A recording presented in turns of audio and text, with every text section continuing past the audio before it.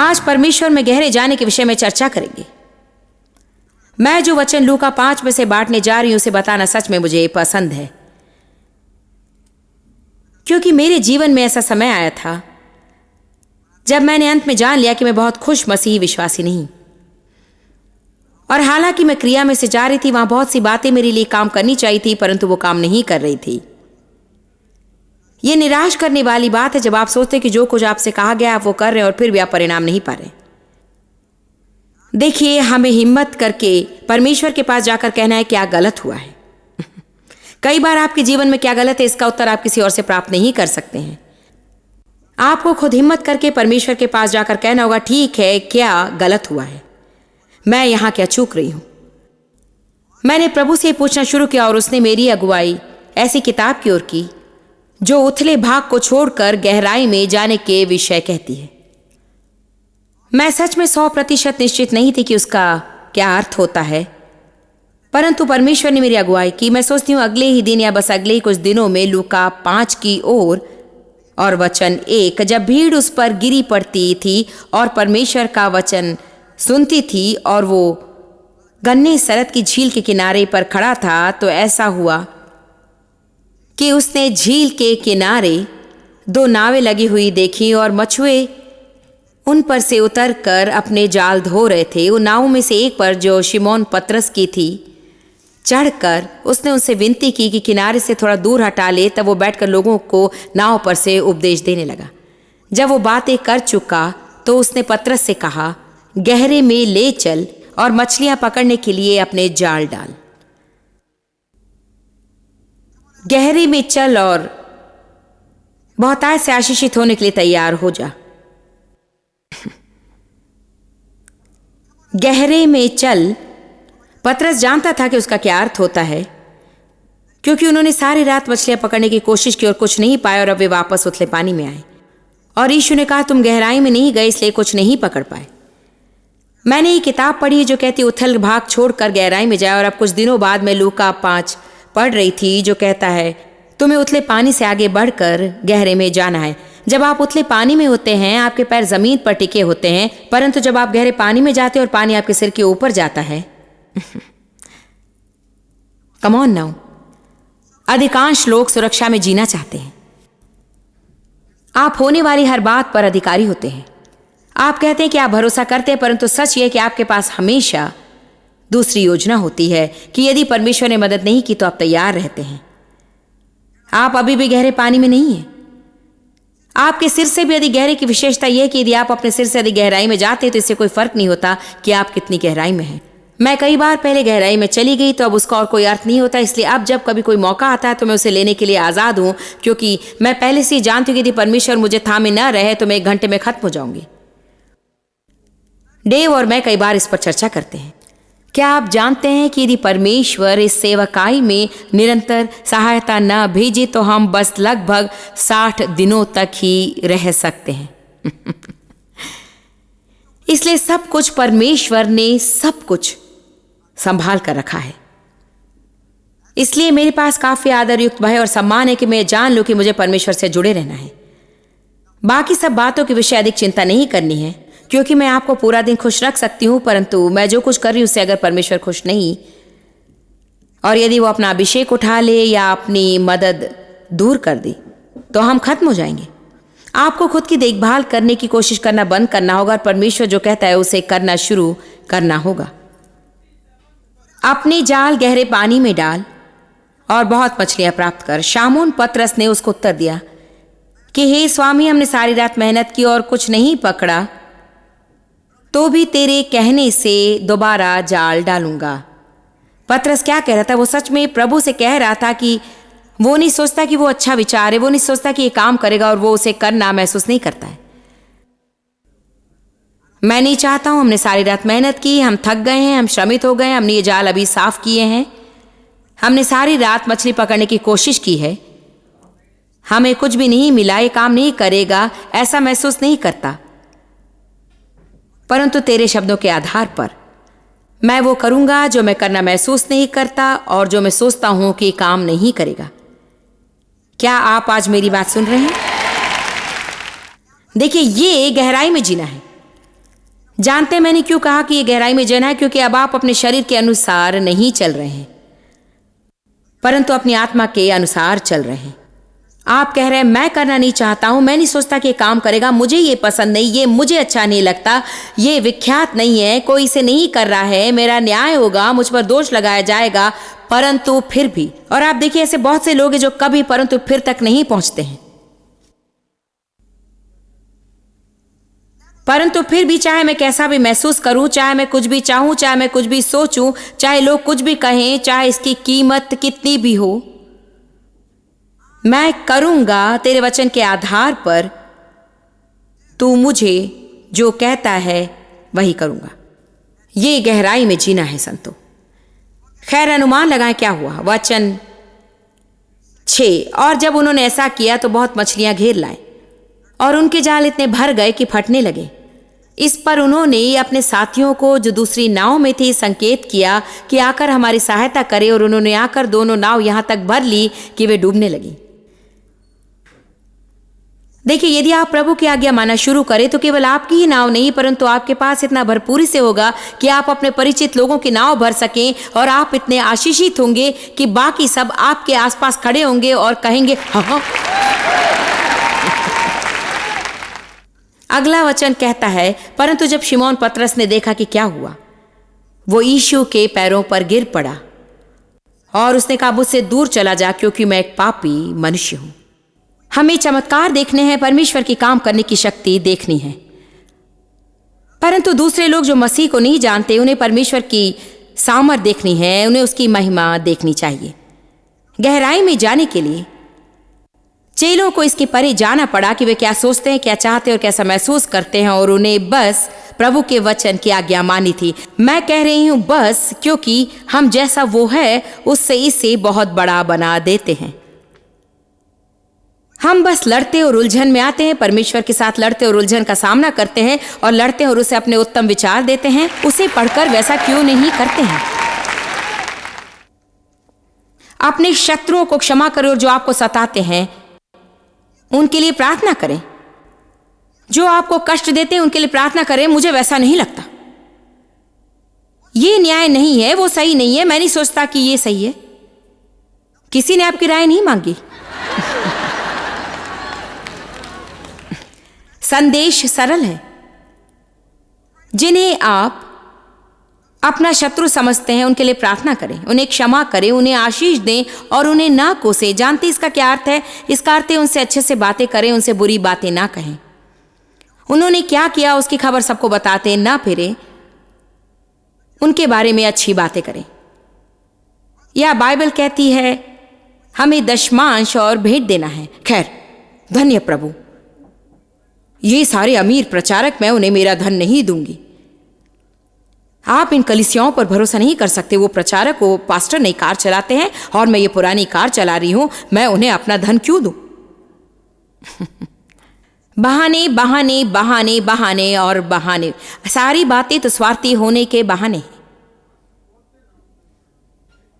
आपको चिंता नहीं करनी। हाँ, आपको जिम्मेदार होना है और सबसे उत्तम कोशिश करनी होगी कि आप निश्चित करें कि आप उत्तम भूमि में बो रहे हैं। परंतु यदि आप सच में अपना धन परमेश्वर को दे रहे हैं और कोई उसका गलत उपयोग कर रहा है, परमेश्वर फिर भी आपको आशीष देगा और वो उनके साथ व्यवहार करेगा।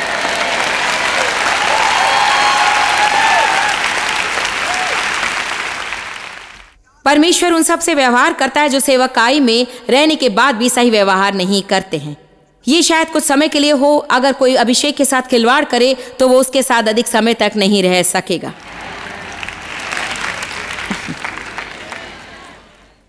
बस इसे करें, बाइबल जो कहती है वैसा ही करें। आपको लोगों ने चोट पहुंचा इसलिए आप उनके पीछे ना पड़ जाएं, परंतु परमेश्वर को आपका रक्षक होने दें। ये बहुत ही आसान है, बस प्रभु की बाट जो है। लेकिन खैर, आप तो ये शारीरिक है, कुछ करना होगा, मैं क्या करूंगी, मैं क्या करूंगी।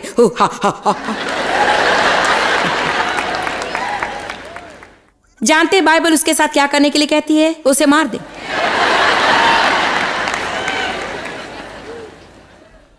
कुलुसियों 3:5 शरीर को मार दे।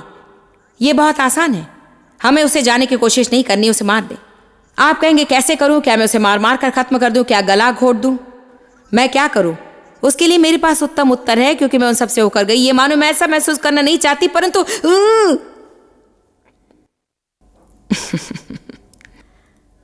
यहां एक महान प्रकाशन आता है। आप केवल उसे भोजन न देने के द्वारा मार सकते हैं।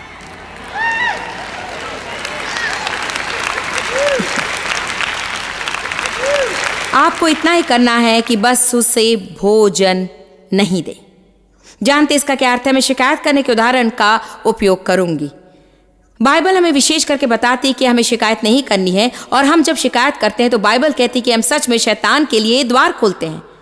क्या आप ये जानते हैं, जब हम शिकायत करते हैं, देखिए हम इतने आशीषित हैं, मतलब इतने आशीषित हैं, हम इतने आशीषित हैं। ये सच में अद्भुत है कि हम कितने आशीषित हैं। हम इतने आशीषित हैं कि हम रोज नहा सकते हैं। संसार में ऐसे भी लोग हैं जो अच्छे से नहा भी नहीं सकते। ऐसे भी लोग हैं जिन्हें एक गिलास ताज़ा पानी, साफ पानी भी नहीं मिलता है। हम इतने आशीषित हैं, हमारे पास शिकायत करने के लिए कुछ भी नहीं है, और जिन बातों के विषय हम शिकायत करते हैं वो इतनी दयनीय है। इस सभा में मुझे जो पार्किंग की जगह मिली है, मुझे वो पसंद नहीं है। दूसरे देशों में ऐसे लोग हैं जो आज इस इमारत में होने के लिए 4 दिन पैदल चलते हैं।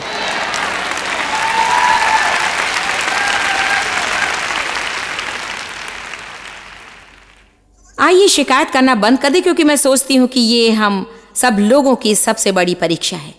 शायद ही हम में से कोई एक ऐसा व्यक्ति होगा जिसने पूरे दिन में कभी कोई शिकायत नहीं की। मैं सच में नहीं हूं। ठीक है, तो क्या होता है? आपको जो पसंद नहीं है ऐसा कुछ होता है और वो बाहर आता है।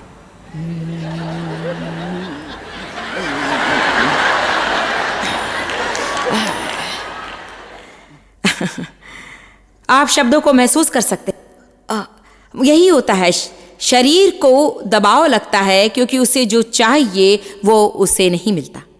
मेरे तरीके से नहीं हुआ, मेरे तरीके से नहीं हुआ। खैर, मैं आपको बताऊं मैं उसके विषय क्या सोचती हूं।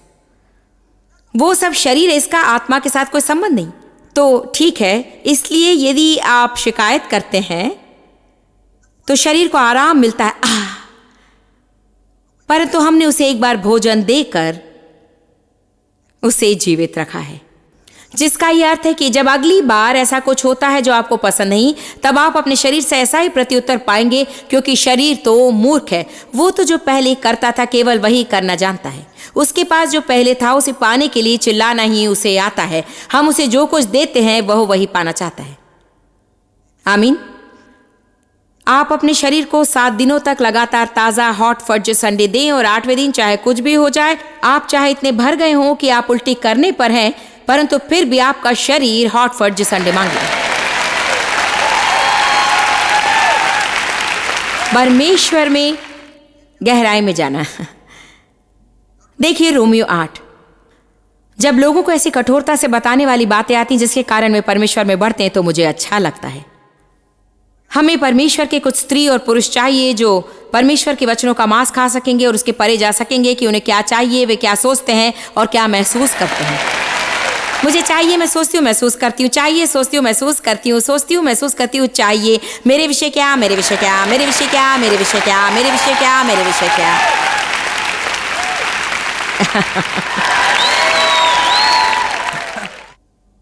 फिर भी बाइबल कहती है गहराई गहराई को पुकारती है। हमारी आत्मा की गहराई में निश्चय ऐसा कुछ है जो परमेश्वर की वाणी सुन सकती है, जो कहती है कि उसे छोड़कर मेरे पास आ जाओ।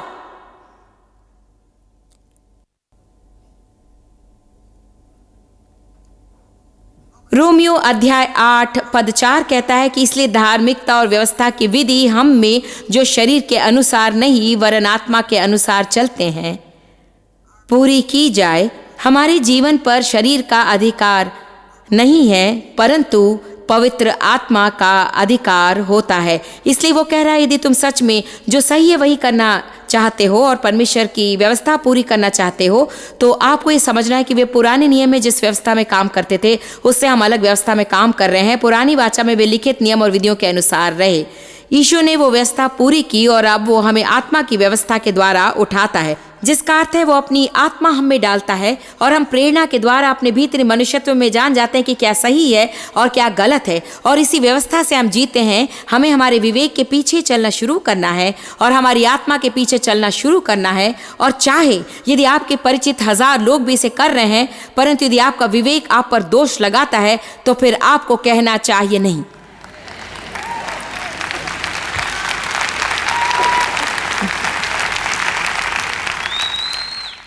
हर कोई वो फिल्म देखने जाते हैं। मैं जानती हूं कि वो लड़की अपने कपड़े उतारती, परंतु मैं जानती हूं बहुत से मसीही लोग जाते हैं। लेकिन जानते हैं आपने परमेश्वर से जो मांगा कि आपको वो चाहिए या नहीं। कई वर्ष पहले एक बार परमेश्वर पर मैं कुड़कुड़ाई उन सब बातों के लिए जो दूसरे लोग कर रहे थे, परंतु परमेश्वर ने मुझे वो नहीं करने दिया। प्रभु तो हमेशा मेरे साथ ऐसा करता, ये और वो और वो और वो, और मैंने महसूस किया कि मेरा मार्ग प्रतिवर्ष सकरा और सकरा और सकरा होता चला गया। फला फला प्रचारक के विषय में क्या मैं जानती हूँ वो ये और वो करता है, फिर भी अभिषिक्त है, रेवरेंडिस, और उसके विषय में क्या वो ये करता है, फिर भी अभिषिक्त है और वे अभी भी सेवकाई में है। परमेश्वर ने कहा देखो तुमने मुझसे बहुत कुछ मांगा है, तुझे क्या चाहिए या नहीं। जिसे अधिक दिया जाता है उससे अधिक की आशा की जाती है। तुम किसी और के समान हो सकती हो, शायद उनके पास जो है तुम उसे पा सकती हो, परंतु मैं किसी और के समान नहीं होना चाहती। मैं यीशु के समान होना चाहती हूँ। जो दूसरों के पास है मैं वो नहीं चाहती। परमेश्वर किसी को कभी जो कुछ भी दे सकता है, मैं वो सब पाना चाहती हूँ। मैं चाहती हूँ कि वो मुझे दे और मैं चाहती हूँ कि वो मेरे द्वारा ऐसे काम करे जो उसने किसी और के द्वारा नहीं किया। किसी और के समान उत्तम होने की कोशिश करना बंद करें और यीशु को अपना स्तर होने दें। आमीन। वो हमारी समस्या हम लोगों की ओर बहुत देखते हैं, खैर वे उसी से पाते हैं। प्रिय परमेश्वर उन्हें ऐसा ही मत छोड़ना कि देखे कि वे कैसे प्राप्त करते हैं। वो तो सबसे बुरा जीवन जीना है। रोमियो 8:8। इसलिए वे जो शरीर के अनुसार जीवन जीते हैं अपने शारीरिक स्वभाव की सेवा करते रहते हैं, सेवा करते हैं। एम्प्लीफाइड बाइबल कहती है अपने शारीरिक स्वभाव की इच्छाओं को पूरा करते हैं। जानते इच्छा या भूख क्या है? वो ये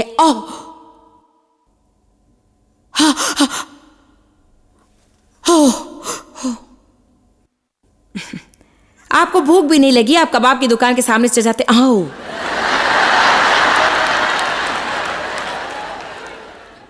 आपको बस केवल 3 कैंडी चाहिए, परंतु दफ्तर में आप किसी की मेज के सामने से जाते और वहां पूरा कटोरा भरकर कैंडी है।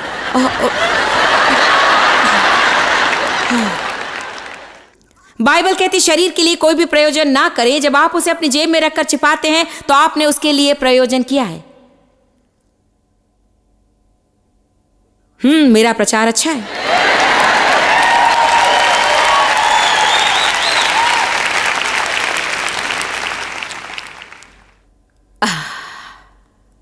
सेवा करते हैं।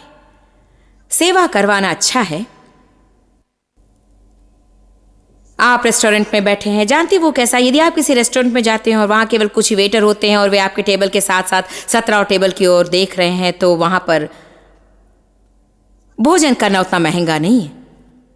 परंतु यदि आप ऐसे रेस्टोरेंट में जाते हैं, आपकी सेवा के लिए 4 वेटर रहते हैं और हर समय जब आप उठते हैं तो वे और कॉफी चाहिए, केचप,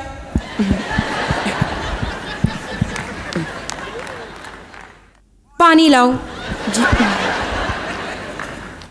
ओ हाँ, मुझे ये स्थान पसंद है।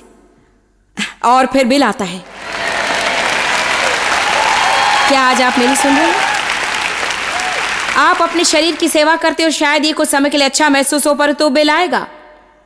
और जब आप अपने शरीर की सेवा करते हो तो केवल आप ही अपना बिल चुकाएंगे।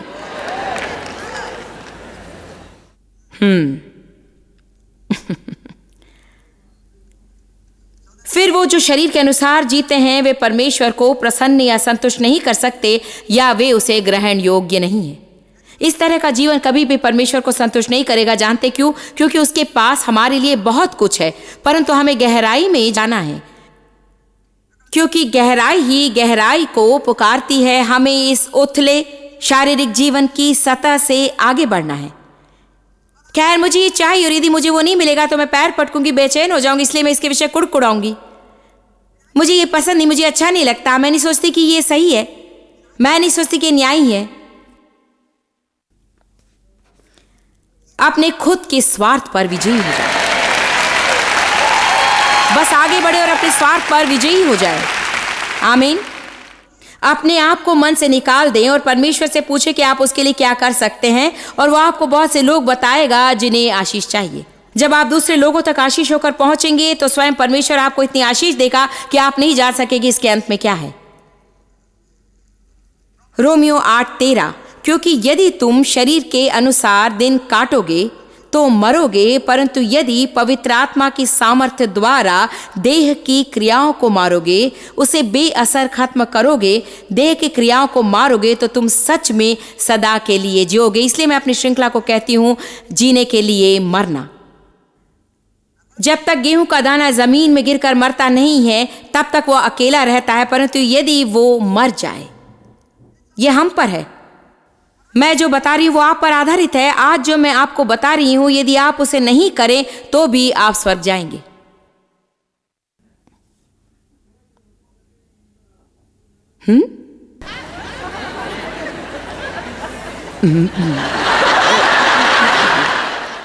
आप निश्चित नहीं जानते कि उसके साथ क्या करें।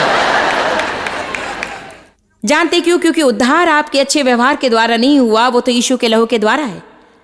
यदि आप सच में विश्वास करते कि यीशु आपका उद्धार करता है, तो आप लोग जैसे तैसे स्वर्ग में पहुंच ही जाएंगे। और बाइबल कहती कि स्वर्ग में ऐसे लोग होंगे जो बस आग से बच जाएंगे, उनके सब काम जल जाएंगे, क्योंकि उनमें से कुछ भी सही उद्देश्य के साथ नहीं किए गए थे, परंतु वे जैसे तैसे स्वर्ग में पहुंच जाएंगे। आज मैं आपसे कह रही हूं कि हमें परिपक्व लोगों को बालकों से अलग करना है। स्वर्ग में बहुत से लोग बालक मसीह होंगे। पौलुस ने हमेशा शारीरिक मसीह लोगों को सिखाया। उसने कहा, तुम शारीरिक हो, झगड़े से भरे हो, तुम विवाद करते हो और तुम जलन रखते हो।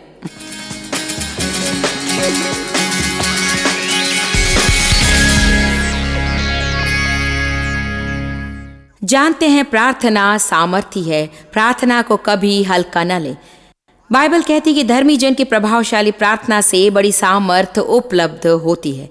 आज आप में से बहुत लोग परमेश्वर के साथ गहराई में जाने का निर्णय ले रहे हैं, इसलिए मैं आपके साथ प्रार्थना करूंगी और उस अनुग्रह के लिए हम विश्वास करेंगे जो हमें इसे करने में योग्य बनाएगी। पिता, हम यीशु के सामर्थ्य नाम में तेरे पास आते हैं, वो नाम जो सब नामों में श्रेष्ठ है, वो नाम जो शत्रु की सामर्थ को बांधता है, उसे पूरा सामर्थ्यहीन करता है। हम यीशु के नाम के लिए तेरा धन्यवाद करते हैं। पिता, मैं जानती हूँ कि आज लाखों लोगों का हृदय ये पुकार रहा है कि हाँ परमेश्वर, मैं गहराई में जाना चाहता हूँ। साथ ही हम ये भी जानते हैं कि उनका शरीर उनके विरुद्ध लड़ेगा, इसीलिए मैं उनके लिए अब प्रार्थना करती हूँ। मैं उन पर ताज़े रूप में यीशु का लहू लगाती हूँ और मैं तेरा धन्यवाद करती हूँ प्रभु कि तू उन्हें अनुग्रह देगा जो उन्हें योग्य बनाने की सामर्थ्य है, वे अपने निर्णय में बने रह सकें और कभी वापस न जा सकें। यीशु के नाम में हम सहमत होते हैं, आमीन। प्रभु आपको आशीष दे और कल आपसे दोबारा मिलने की मुझे आशा है।